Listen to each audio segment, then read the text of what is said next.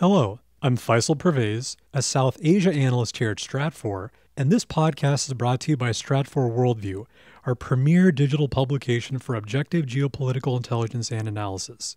Individual, team, and enterprise memberships are available at worldview.stratfor.com/subscribe.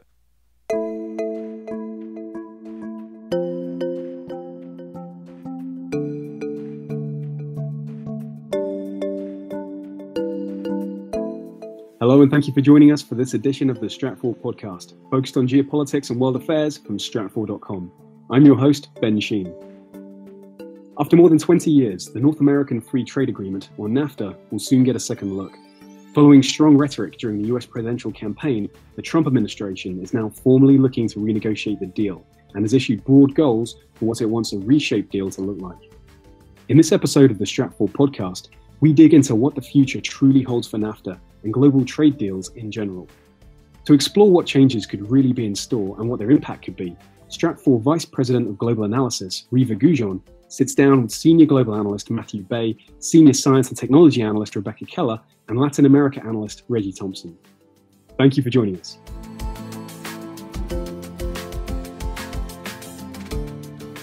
Hello, I'm Reva Goujon, and I'm joined by my colleagues here, Matthew Bay, Reggie Thompson, and Rebecca Keller. And given that the North American Free Trade Agreement is set to kick off in its renegotiation cycle starting August 16th with the first round, we are here to discuss NAFTA and its future. Now, this free trade agreement has been in existence for more than 23 years. It took 3 presidents to negotiate it, all with an eye toward tighter North American integration. And lots has happened in those more than couple decades. I mean, we've seen a quadrupling of trade overall on the continent itself. We've seen major evolutions in trade globally with very tightly integrated supply chains develop where a single good can pass borders multiple times in production prior to final consumption. We've seen things like the U.S. shale boom completely and dramatically altering the energy landscape on the continent, while Mexican oil production has essentially plateaued. Since the global financial crisis, we've seen a leveling off of migrant flows from Mexico to the United States. Now, given all this change over this long period of time, the argument that this agreement needs updating is not something peculiar to this U.S. administration, although we have seen a lot of protectionist rhetoric coming out of this White House that certainly has garnered a lot of attention. But our core forecast since President Trump has come into office is that the reality will not end up matching the rhetoric, and that moderation would ultimately prevail. Now, Matthew, we've already been seeing signs of that moderation trend in play just as these negotiations are about to kick off.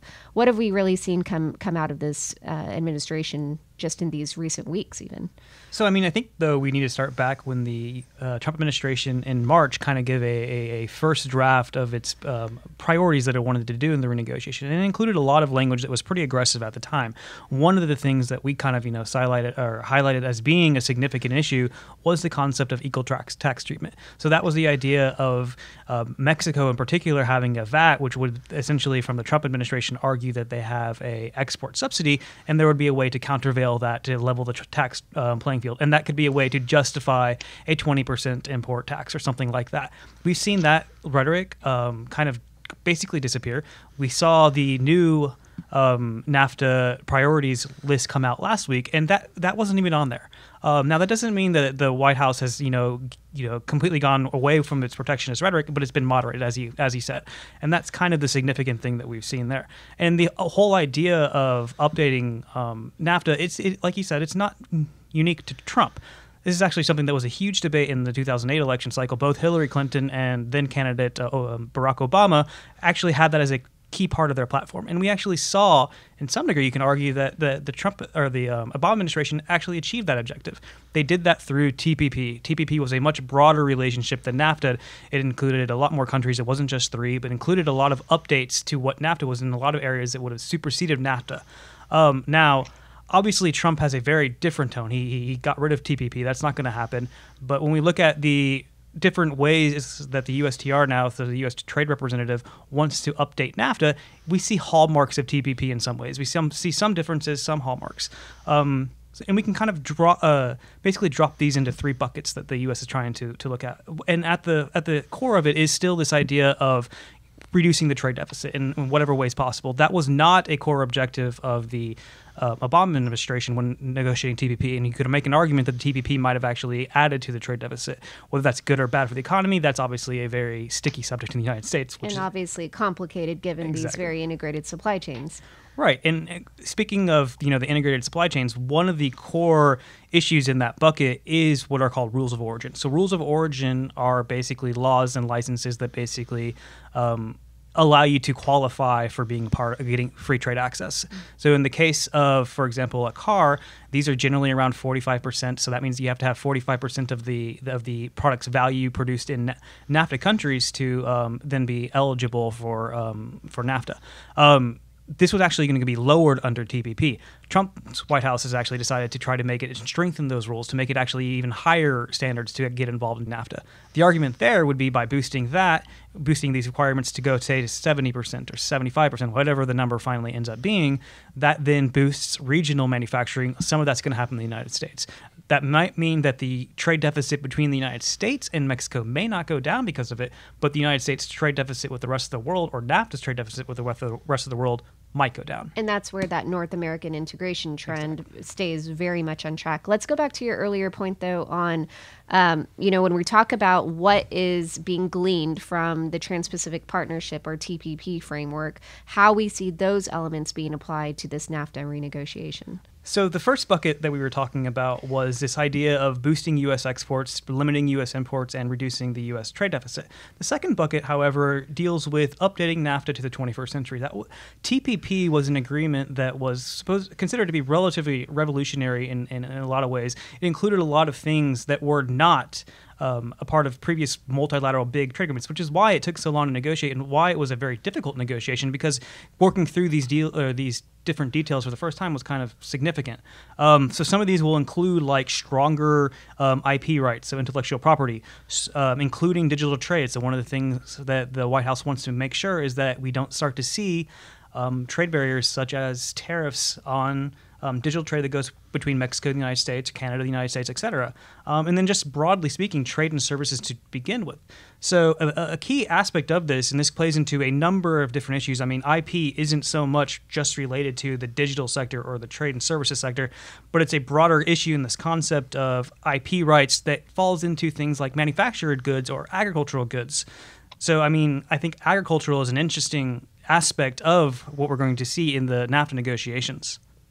Absolutely, Matthew. It's agriculture, along with manufacturing, has been targeted as one of the key focuses of this renegotiation, and the agriculture industry in general has been a little on edge given the uncertainty. But as far as IP rights go, that's where the future of agriculture is, with genetic engineering, with precision agriculture and the use of big data to improve agricultural methods. So incorporating those kind of updates will be key to continuing the agricultural trade relationship within NAFTA and the North American integration. Specifically, I think we can look at TPP as a model for what's reasonable in terms of updated agricultural trade agreements, and we'll be looking at biotech, reducing or eliminating non-trade tariff barriers for biotech. And that's really in the U.S.'s best interest as one of the leaders in genetic modification and genetic engineering technology. And the other thing we'd look at is reform or cooperation in phytosanitary procedures. So there's no incongruency between countries there. Yeah, and that last point was actually one of the key, broader points that the Trump administration has actually outlined 5 or 6 different conditions that they're going to try to be negotiating on. But one of the things that you mentioned, kind of as an aside comment that I want to go back to, was this concept of big data. So the idea of data being a new commodity is something that has grown quite significantly over the last 5 years at least. That was something that obviously did not exist when NAFTA was negotiated in the early 1990s, late 1980s. So can you tell me how that actually has become much more of an integral part of the international economy, and more specifically the NAFTA economy? when you're looking at increased automation and how technology is changing how every industry functions right now, you can't ignore the fact that it's all based on data. And the data is the commodity, as you said. And if we don't account for that in new trade agreements, they're not going to be relevant 5-10 years down the road. So in many ways, this NAFTA renegotiation is going to be breaking new ground and setting precedents for how digital trade will be incorporated into free trade agreements that go well beyond this one. I think so, but I think TPP kind of already did that to a certain degree because it included those aspects. Now, obviously, Trump's going to have a different slant on it. That's fine, but it is something that we're going to see as the model trade agreement. And it's interesting to look at this. If we talk about TPP and then maybe now this NAFTA renegotiation being a model agreement, or maybe the free trade agreement that's currently ongoing negotiations between the EU and Japan, is that these are model agreements, but still is NAFTA. If you think about it, way back when, is NAFTA was this first multilateral trade agreement. It predated WTO, for instance. So it is now a common theme that we're starting to see, is that sometimes we see these kind of landmark trade agreements coming in that redefine the way that people view trade agreements. And that's kind of one of the reasons why people are so interested in TPP or NAFTA from a broader viewpoint than just, the old standard trade is in goods and that kind of a thing, and tariffs, stuff like that. And then finally, the last bucket of the United States policy is this idea of reasserting national sovereignty. Now, this was not something that the Obama administration had put on a high footing. This is something that is very clear about the Trump administration's policies when you look at, this whole nationalistic rhetoric, the whole nationalism identity that Trump embodies in many ways. So there are kind of two really key things, and these could be actually relatively sticking points when we talk about actual negotiations going forward. One of them is eliminating this global safeguard restriction. So this is very controversial because right now, if the United States were to put in safeguard measures, so a safeguard measure is essentially temporary import restrictions on a very specific, narrow category of products where an industry has had undue harm or significant harm that is not expected. Right now, if the U.S. were to put these measures into place, Canada and Mexico would not be under them. Usually these are to protect your industries when they have problems. So the Trump administration wants to make sure that if there is a problem, Canada and Mexican imports can actually go under this global safeguard. Now, safeguard mechanisms are a really interesting thing when we talk about the WTO. If the Trump administration actually tries to put into place safeguard mechanisms, even without this global safeguard restriction, that's going to be challenged by the WTO, not only possibly by Canada or Mexico, but the EU or whoever is affected the most. And this is actually something where the Trump administration might actually lose a case. In other words, under that protectionist and more nationalist orientation of this administration, safeguard mechanisms is a key tool that we can expect to be used or attempted to be used in trying to level out that playing field, so to speak, even within NAFTA, with Canada and Mexico. The question is, will it work? And that brings up a debate that's a really broader debate than just NAFTA, which is, what is Trump going to be doing with the WTO? That is a really significant thing. And then the last issue that is a significant one is the Chapter 19 settlement mechanism. Or the Chapter 19 settlement mechanism allows for anti-dumping and countervailing duty investigations to go before a binational panel instead of going through the domestic court system. This is something that Canada in particular, and then also to a certain extent Mexico, really wanted to get into the deal in the first place. Canada's lead negotiator during the 1980s basically has said that was the sticking point. If we didn't have that, we might not have signed the deal.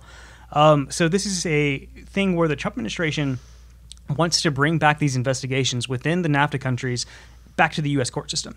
So that does definitely play into making sure that the U.S. laws are applied without having to, go to a body that's not U.S. necessarily dominated or U.S. centric. So that very much fits into this whole idea of reasserting national sovereignty.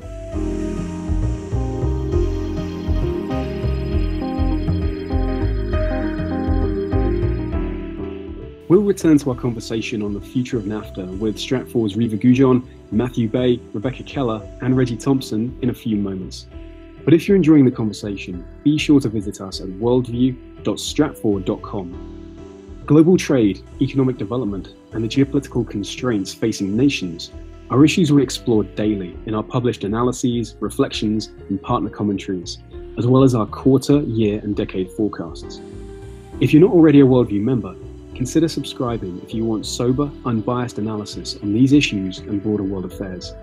Individual, team, and enterprise subscriptions are available at worldview.stratfor.com/subscribe. We'll also include a link in the show notes. Now let's get back to the second part of our conversation on the future of NAFTA.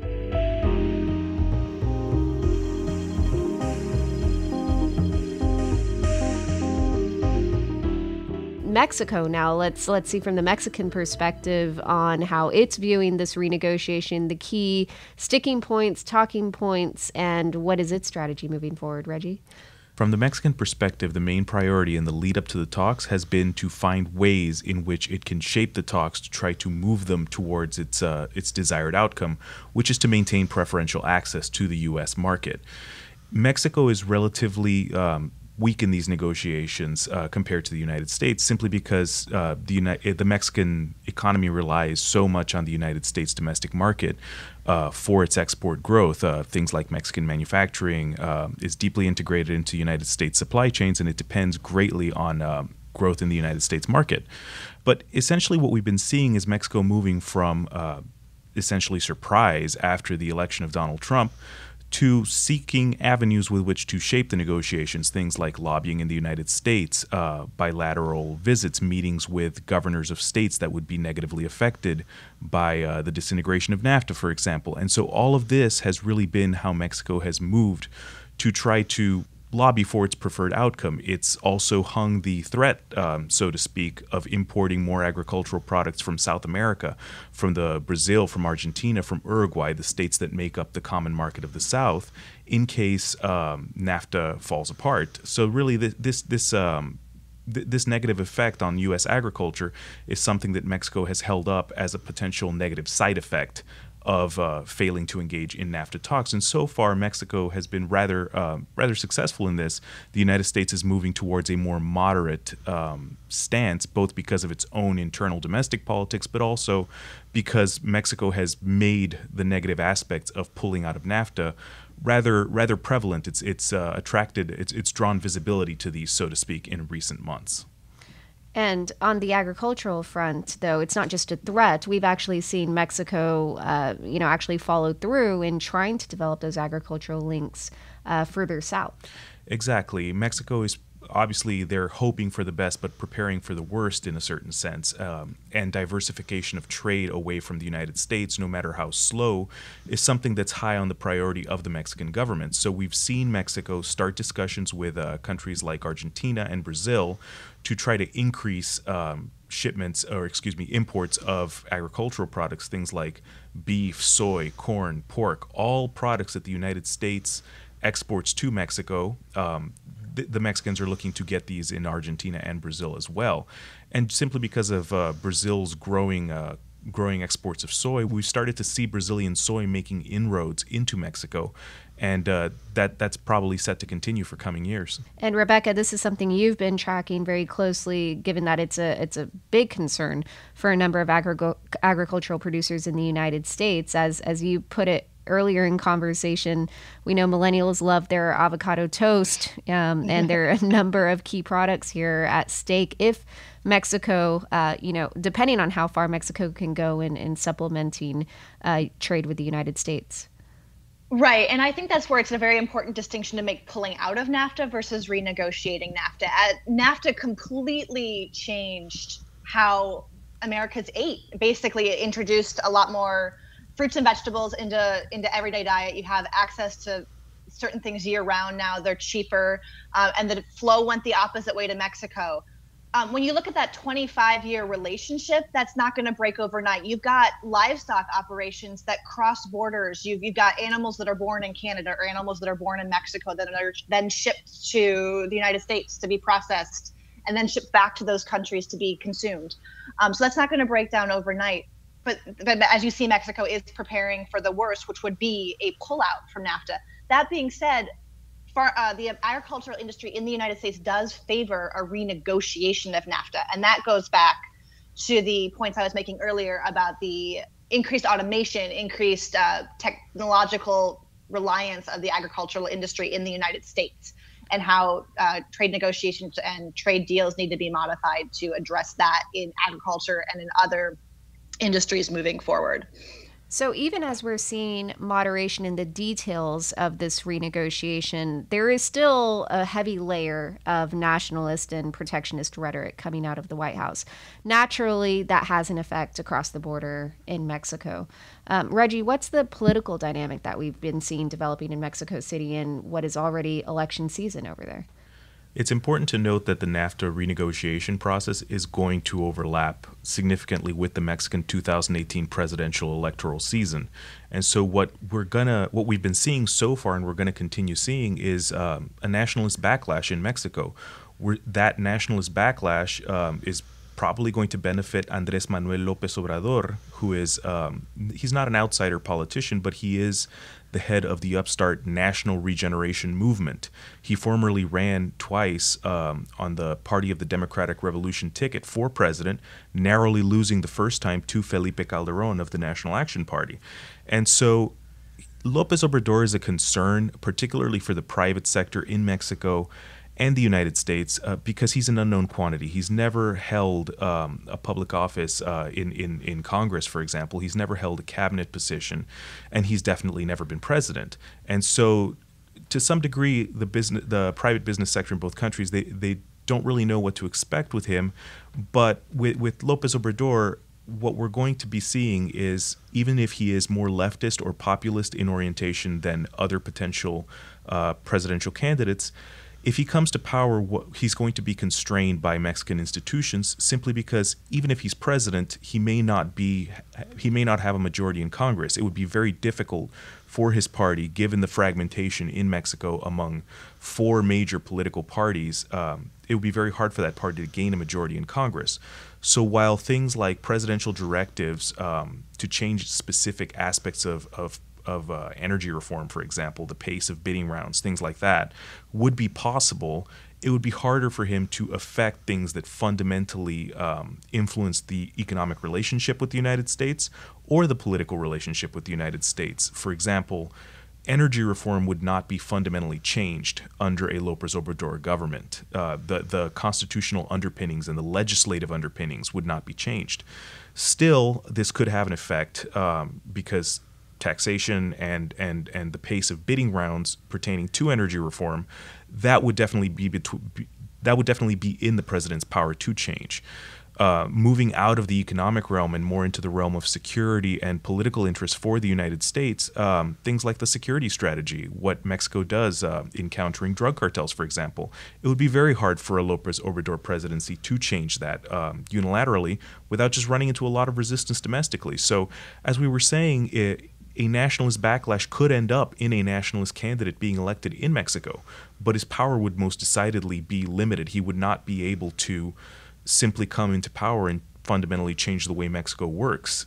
He'd definitely have to work within the institutions, and we'd see a moderating effect, much like what we've seen in the United States with President Trump. Right. I mean, there is certainly effects that can be drawn from, a more difficult president in Mexico and more difficult relations between the United States and Mexico overall. Certainly a number of investors are going to be looking at a potential Obrador win and looking at just how many regulatory hurdles, for example, they're going to have to cross and just looking at the investment climate overall. But as you say, those institutional constraints, and I'm sure our listeners have been hearing that word a lot, it is something that's very much embedded in our geopolitical model in making sure that when we do see extreme rhetoric that sets the world on edge, as we certainly have seen over the course of this past year, to really hone in on what are those limitations, those institutional constraints that ultimately are likely to moderate the final result, the policy direction in the end. And certainly I think this NAFTA renegotiation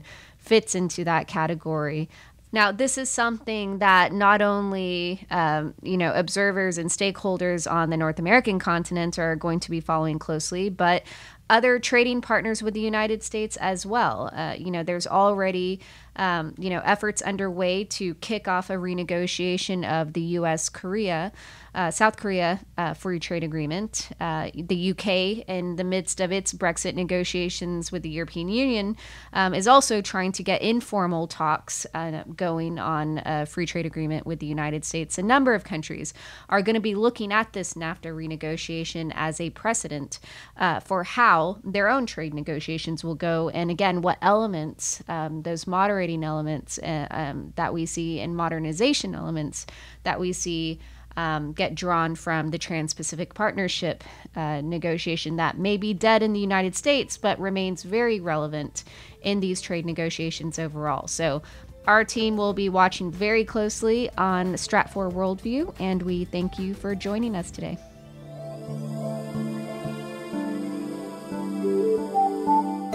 That concludes this episode of the Stratfor Podcast. If you enjoyed today's conversation, be sure to catch up on our latest analysis on this and related topics at worldview.stratfor.com. We'll include links to related analysis in the show notes. And if you're not already a member, be sure to subscribe for unparalleled insights on global trends now and forecasts on future developments. If you have a question or a comment about the podcast, or even an idea for a future episode, let us know. You can call us at 1-512-744-4300, extension 3917, or reach us by email at podcast@stratfor.com. And don't forget to leave us a review. We really appreciate your feedback. Your review also helps others discover the podcast. It just takes a few moments. You can leave a review on iTunes or wherever you subscribe to the podcast.